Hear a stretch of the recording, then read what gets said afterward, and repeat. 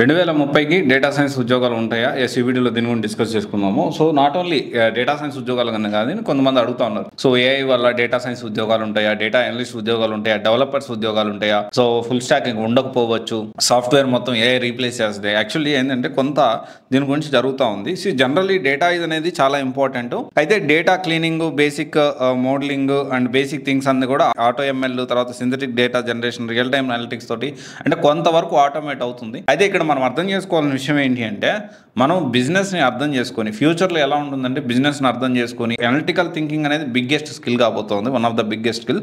రీసెంట్గా world economic forum కూడా అదే చెప్తా ఉంది. బిగ్గెస్ట్ ఏంటి అంటే బిజినెస్ అర్థం చేసుకోవాలి and at the same time analytical thinking అనేది చాలా ఇంపార్టెంట్.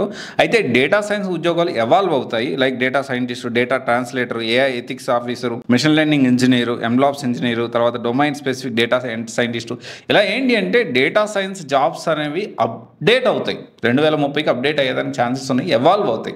సో డేటా సైన్స్ 2030 ఉద్యోగాలకి డేటా సైన్స్ అనేది ఇంకా ఎక్కువ బూమ్ కాబోతూ ఉంది.